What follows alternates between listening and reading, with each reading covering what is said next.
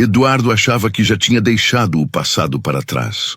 O fim do casamento, o silêncio, as brigas sobre ter filhos, tudo parecia resolvido.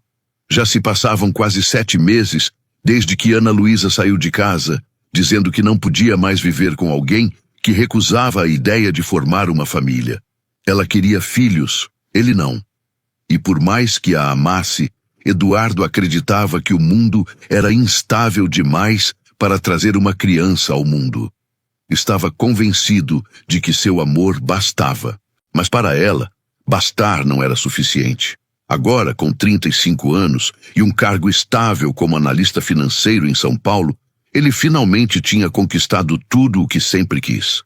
Morava em um apartamento de alto padrão, dirigia um carro importado, era chamado para conferências e reuniões com grandes investidores. Mas ainda assim, havia um vazio que nenhuma meta batida conseguia preencher.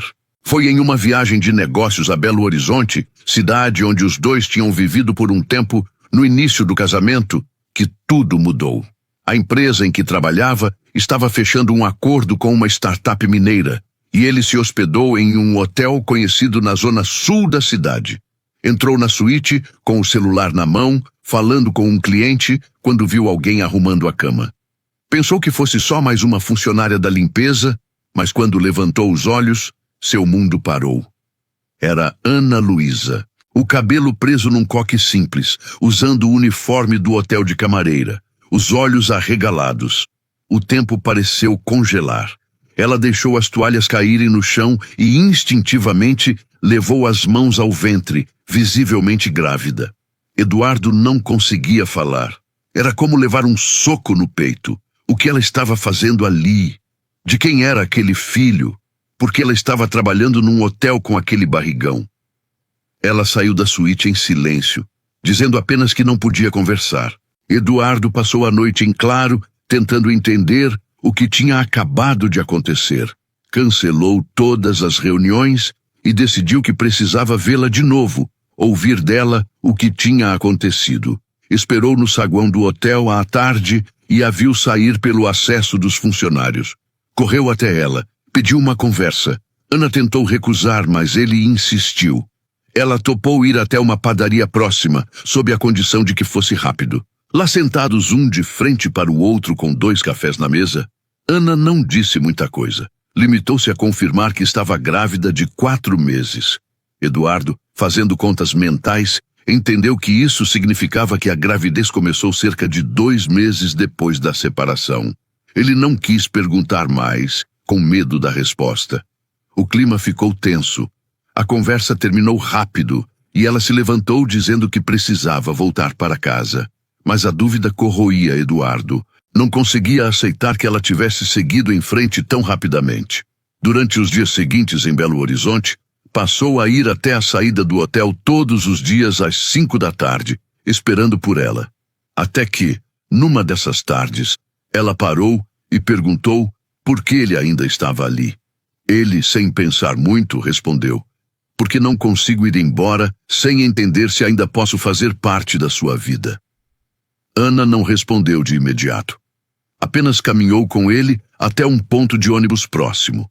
Sentaram-se em silêncio por alguns minutos. Então ele perguntou: esse bebê é meu? Ela olhou para a frente e respondeu: é. Eduardo sentiu o chão sumir. A filha que ele achava que nunca teria já estava ali, crescendo dentro da mulher que ele ainda amava. Os dias seguintes foram cheios de conversas interrompidas, silêncios longos e reencontros breves. Ana estava magoada. Tinha tentado contar a ele sobre a gravidez, mas desistiu todas as vezes, certa de que ele reagiria mal. Preferiu seguir sozinha, trabalhando em turnos cansativos, morando num pequeno apartamento alugado com o que restava de suas economias. Eduardo, por sua vez, mergulhou em um sentimento de culpa. Como pôde não ver o quanto ela precisava dele? Decidido a mudar, pediu transferência para a unidade mineira da empresa e começou a procurar um lugar decente para ela morar. Ofereceu ajuda, mas Ana foi relutante. Não queria parecer dependente. Ele insistiu. Disse que não estava fazendo por obrigação, mas porque queria ser pai, porque queria estar presente, porque queria recomeçar, mesmo que ela não estivesse pronta para isso ainda. Os meses passaram. Eduardo esteve presente em todas as consultas médicas, montou o quarto da bebê, leu livros sobre paternidade, cozinhou jantares simples para Ana nos dias em que ela chegava exausta. Aos poucos, ela foi abaixando as defesas. Voltaram a rir juntos, a conversar por horas, a dividir pequenas alegrias. Mas a maior prova de amor ainda estava por vir. Quando Ana completou 7 meses de gestação, teve uma complicação grave durante a madrugada. Acordou com fortes contrações e sangramento. Eduardo a levou às pressas ao hospital. Gabriela nasceu prematura, com pouco mais de 1,5 kg. Ana teve uma hemorragia e entrou em coma logo após o parto. Eduardo viu sua vida desmoronar diante dos seus olhos. Passou semanas dormindo em cadeiras, rezando em silêncio, pedindo que Deus não levasse as duas. Durante esse período, ele se dividia entre a UTI neonatal, onde Gabriela lutava por cada grama, e a terapia intensiva, onde Ana permanecia inconsciente.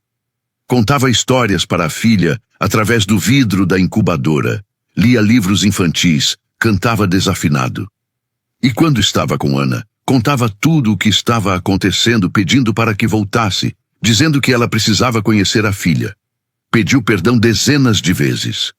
Foi numa manhã cinzenta que Ana abriu os olhos pela primeira vez. Eduardo estava ali, como sempre, segurando sua mão. Chorou como nunca ao ver os olhos dela voltando à vida. No dia seguinte, com autorização médica, a levou de cadeira de rodas até a incubadora. Ao ver Gabriela pela primeira vez, Ana chorou silenciosamente. A filha apertou seu dedo com força, e ali, naquele toque frágil e poderoso, tudo se reconectou. As semanas seguintes foram de recuperação lenta. Gabriela ganhou peso, Ana recobrou forças.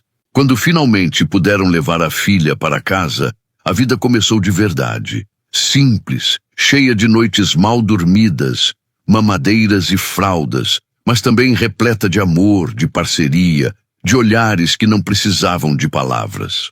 Eduardo vendeu parte das ações que tinha na empresa para reduzir a carga de trabalho.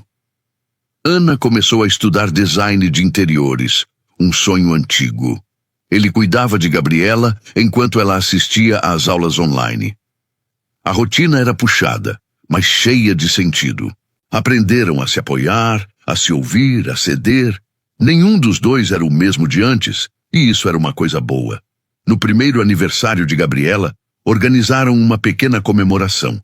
Poucos convidados, bolo simples, mas uma alegria enorme estampada no rosto dos dois. Quando todos foram embora, Eduardo segurou a filha no colo e disse: "Foi você quem me ensinou o que realmente importa." Ana sorriu, sentando-se ao lado dele no sofá. "A gente teve que perder tudo para entender, né?" Ela comentou, olhando Gabriela dormir nos braços do pai. Eduardo assentiu. O sucesso, os títulos, o dinheiro, nada disso vale se a gente não tem com quem dividir. O amor exige coragem, paciência e, às vezes, humildade para admitir que erramos. A verdade é que muitos de nós passamos a vida inteira correndo atrás do que acreditamos ser sucesso, quando, na realidade, a vida é feita das pequenas coisas. Um café compartilhado, uma noite em claro com o bebê no colo, uma mão segurando a sua quando tudo parece desabar. O tempo não volta, mas o amor verdadeiro sabe esperar. E quando ele encontra espaço, reconstrói tudo o que o orgulho destruiu. Se você chegou até aqui, é porque essa história também mexeu com você. Então, se quiser continuar recebendo histórias que tocam de verdade, se inscreva no canal e deixe seu like. Às vezes, tudo o que precisamos é de um lembrete de que a vida vale mais quando a gente escolhe amar, mesmo depois de ter caído.